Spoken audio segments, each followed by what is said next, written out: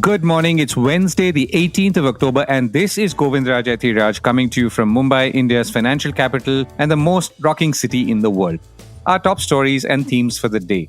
Markets hold their breath as President Joe Biden is now slated to reach Tel Aviv today. Wheat prices continue to rise, hit an 8-month high. Trade wants import duty cuts. India's 143 lakh crore rupee infra spend in the next 7 years is double of the previous 7. Bajaj FInance raises provisions for bad loans on the heels of Reserve Bank's warning of growth in personal loans a few days ago. Artificial intelligence will see a cold shower in 2024, says a leading internet research agency. And Funflation, when prices of concerts you want to attend become unaffordable.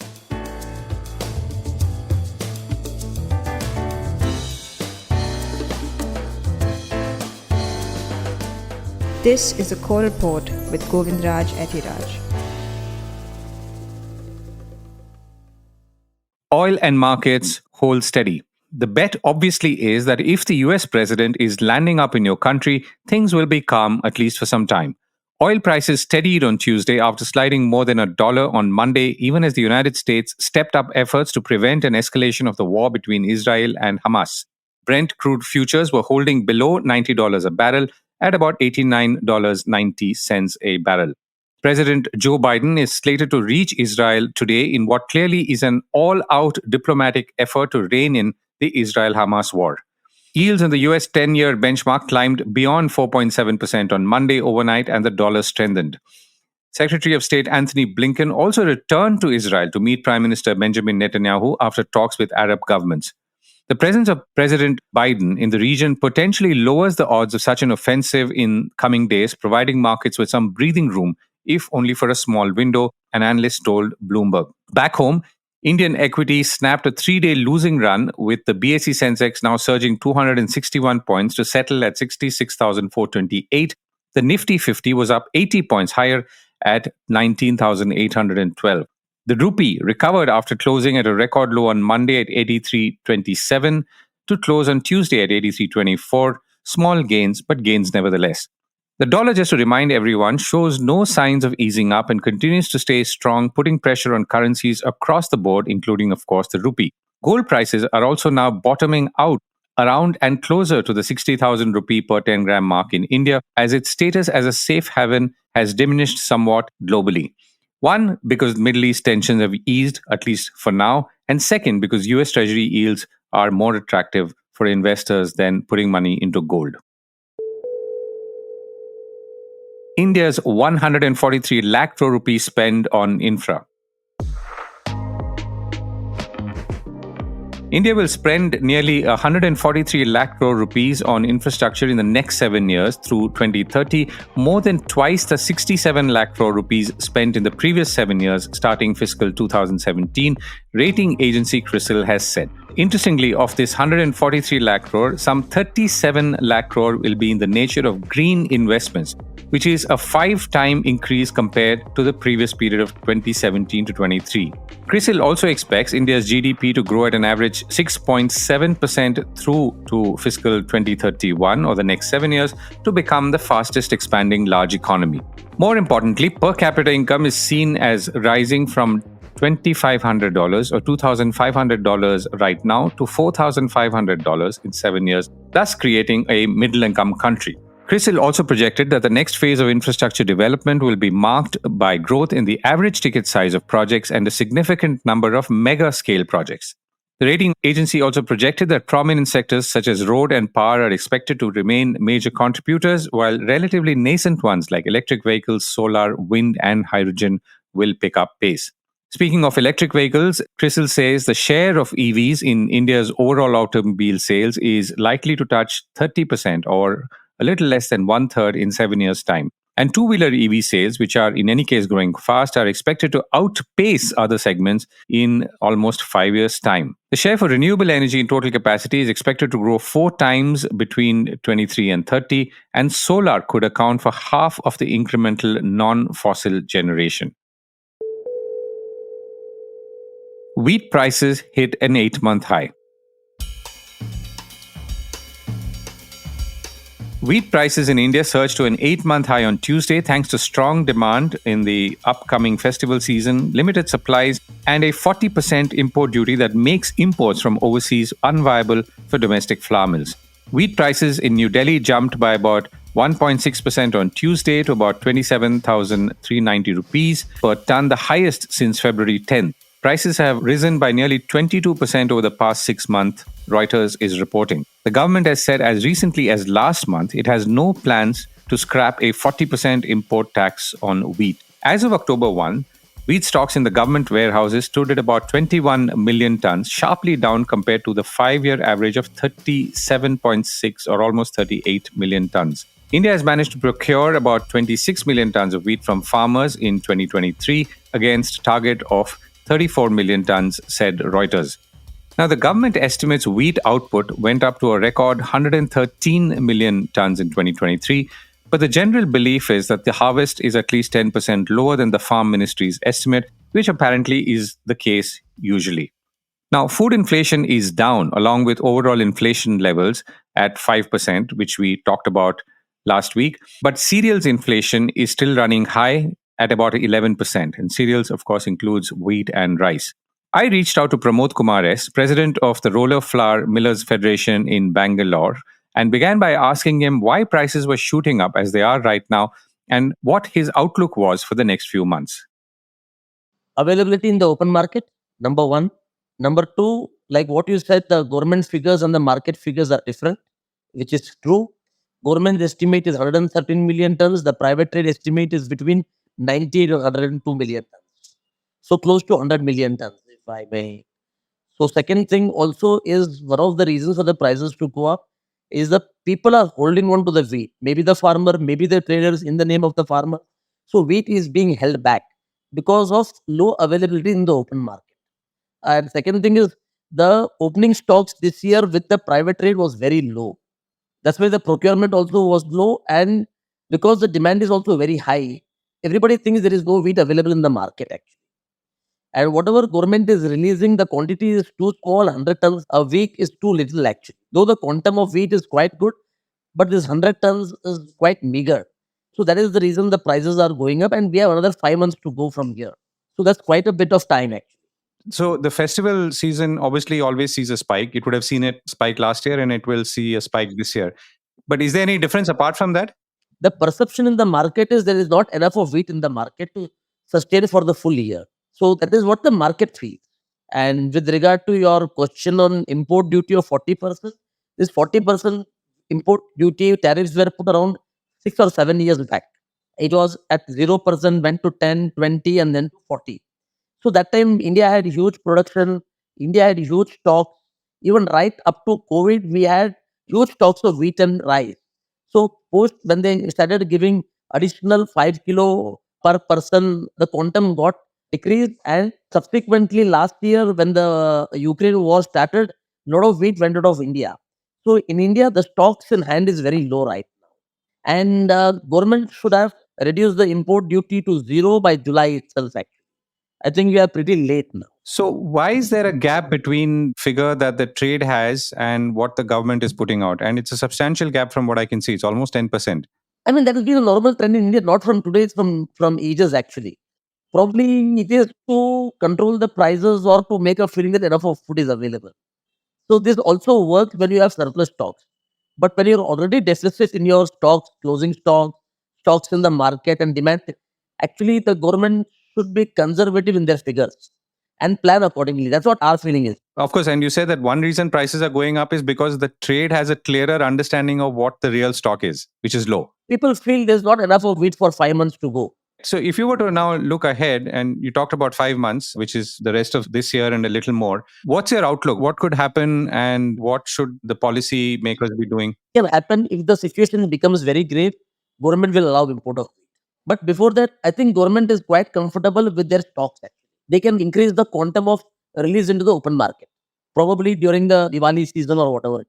So that is the only thing. And long term, I think we need to import some quantity of wheat in India to make ourselves more comfortable. Or our productivity in India could go up, which is most unlikely at the moment. Right. So what's the global availability for wheat? Assuming, let's say, if either duty was reduced to below 40 or even to zero, is wheat easily available at this particular point of time? I think only at zero wheat can come in. At even at 5% or 10% wheat will not come into India. No, it will not come. Regarding availability of 2-3 million tons or what we may import is not a very difficult thing to be available in the world market. Because after this, you have the Australian crop coming in. I mean, I don't track international market, but Black Sea wheat is available. Pakistan is buying, Bangladesh is buying, everybody is buying. So I don't think it will have a big impact on the market. Right. And let me supplement to that last question. So, what is the point at which prices become, in a way, unaffordable in India? What's the danger mark that you worry about? Delhi crossing 28 rupees or something like that. Okay, so 28 rupees is the danger mark in your mind. It's a perception. All these are perceptions. Otherwise, even 32 or 22, I mean, it's all a figure actually. And the problem is the government is releasing wheat at 2150, almost 2 lakh tons per week. That is not having a cooling impact on the markets actually. Right. And perhaps that's where they should be acting faster. Pramod, thank you so much for joining me. Thank you, sir. Thank you. Bajaj Finance raises provisions for bad loans. Consumer loan lender Bajaj Finance reported a lower than expected rise in second quarter profits on Tuesday as provisions for bad loans increased. Loan losses and provisions grew nearly 47% year-on-year in the quarter to 1,077 crore, up from 734 crore a year ago, and it also rose sequentially from 995 crore rupees in April to June, according to Reuters. A little more than a week ago, the Reserve Bank had cautioned lenders about the fast-growing personal loan categories for signs of early stress, urging them to adopt stronger risk management practices. Now, this was quite likely the first time Reserve Bank had publicly voiced concerns about the sharp growth in personal loans, at least in recent years. The latest Reserve Bank of India data showed that personal loans grew almost 31% in August compared to 19% a year ago.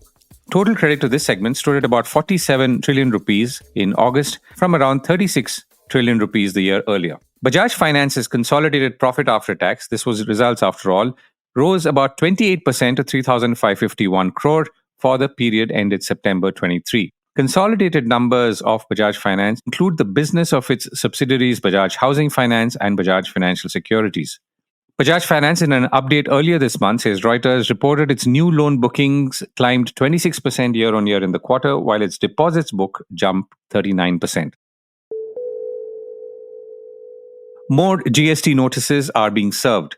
More GST or goods and service tax notices are being served. Casino company Delta is now looking at notices worth over 22,000 crore, as we mentioned yesterday. The latest to join the club is Dabur, the multinational consumer goods company, which has received a GST notice demand for 321 crore rupees, according to a regulatory filing by the company through the Bombay Stock Exchange. The filing said the claim was being reviewed by Dabur and it would be challenged. The company has been advised to pay the amount with applicable interest and penalty. Could AI turn out to be a damn squib? CCS Insight, a provider of research on technology markets, has said that generative AI will have a cold shower in 2024 as the reality of cost, risk, and complexity replaces the hype of 2023. This forms part of some 85 predictions CCS has put out for the coming year. CCS Insight says the hype of 2023 has ignored several obstacles that will slow progress in the short term. The cost of deployment is a prohibitive factor for many organizations and developers. Additionally, future regulation and the social and commercial risks of deploying generative AI in certain scenarios result in a period of evaluation prior to rollout. Moving on from AI, CCS has made another interesting prediction, or two actually, that by the end of 2023, more than half of iPhones in use will be second-hand devices. Pre-owned devices, as well as hand-me-downs, make up more than 50% of the 1.3 billion iPhones in use by the end of 2023, says CCS. And from 2024, the average life of an iPhone would be 8 years, it says. In contrast, used Android smartphones represent less than 25% of Android's installed base. Of course, we mostly throw away or replace our phones before their life really ends, but it's good to know how long they could last if we decide to make them last. I can easily see people spending 3 to 4 years at the minimum now on phones, the average I mean. CCS also says that EU legislation could be delayed and redrawn multiple times owing to the speed of AI advancement. The EU is in the process of regulating AI with the AI Act. However, the speed at which AI is advancing makes the construction of a robust and workable regulatory framework extremely difficult. This, of course, applies to the EU as much as it applies to any other country or most other countries. CCS says the deteriorating health of the Android ecosystem will see Google doubling down on its own hardware. And with little evidence to suggest a slowdown in iOS growth at the expense of Android, Google could respond by making bigger investments in its own hardware. And interestingly, 15% of smartphone users will have satellite-enabled devices by 2027, as major players like Apple, Qualcomm, MediaTek, and Samsung collaborate with satellite providers such as Globalstar, Iridium, and Inmarsat. And satellite connectivity could become an essential feature for SOS capabilities and two-way messaging, and contributing to, of course, a wider adoption of satellite-enabled smartphones. It does sound cool, and it's precisely the kind of thing which will give regulators in India sleepless nights. Companies will also establish and perhaps be forced to establish diverse oversight committees composed of AI ethics experts, legal advisors, data scientists, and representatives to review applications for AI in the business, set guidelines, conduct audits, and address ethical and legal concerns. So if you want to figure out what job to prepare yourself for a few years hence, well, that's your hint. Funflation. And before I go, the rising cost of fun is becoming a drag. Ticket prices for live entertainment events from Taylor Swift concerts to National Football League games and high-season Disney theme park visits rose at a startling rate this year, triggering a phenomenon that analysts have dubbed funflation, according to the Wall Street Journal. Nearly 60% of Americans say they have had to cut back on spending on live entertainment this year because it's too expensive, according to that same Wall Street Journal and Credit Karma survey of about 1,000 US consumers conducted at the beginning of September. Some 37% of respondents apparently said they can't keep up with the rising price of events they want to attend, while more than 20% said they're willing to take on debt to continue to be able to afford their favorite entertainment activities. Live music has seen massive ticket price spikes thanks to strong demand from consumers who are obviously willing to pay. Remember, cricket is seeing the same phenomenon in India, or at least similar. People were paying thousands of rupees for tickets and tens of thousands of rupees for hotel rooms and airfares in Ahmedabad just last week for an India-Pakistan match. And of course, some were even flying into the city in private jets and paying more for parking fees for the same. Music executives attribute funflation to the marketing power of social media and the globalization of pop music thanks to streaming, says the Wall Street Journal. And the average ticket price for North American tours has apparently now hit about $120 this summer, which is about roughly a 7% increase over last year and up 27% from 2019, which is the pre-COVID year, according to Polestar. Fans have shelled out for big-ticket shows, especially as more acts tour in stadiums. For the first time, says the Wall Street Journal, quoting Polestar, the top 5 touring acts globally, that's Taylor Swift, Bruce Springsteen, Harry Styles, Elton John, and Ed Sheeran, have racked up more than $100 million in sold ticket revenue during the first half of 2023. Over the past 2 decades, there were usually no more than 1 or 2 artists at that level. Many Indians travel out of India for concerts, including in the region, and spend hugely for cricket, as is evident in the present World Cup series, and for some favored matches like the one last week between India and Pakistan. And don't, of course, forget the Indian Premier League, or the IPL, which brings out the big bucks too. All of this means that the services economy will boom, prices will rise from hotel rooms to airfares and everything in between. On that note, have a great day ahead.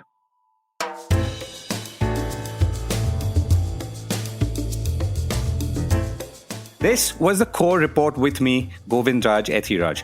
Do stay connected with more of our coverage at the Core. You can check out our website or sign up to our newsletter at www.thecore.in. That is www.thecore.in, or follow us on LinkedIn, Twitter, and Facebook as well. Now, we would love your feedback on how we can make business more interesting and relevant to you, including our reporting on India's vibrant manufacturing sector. Write to us at feedback@thecore.in. Thank you for listening.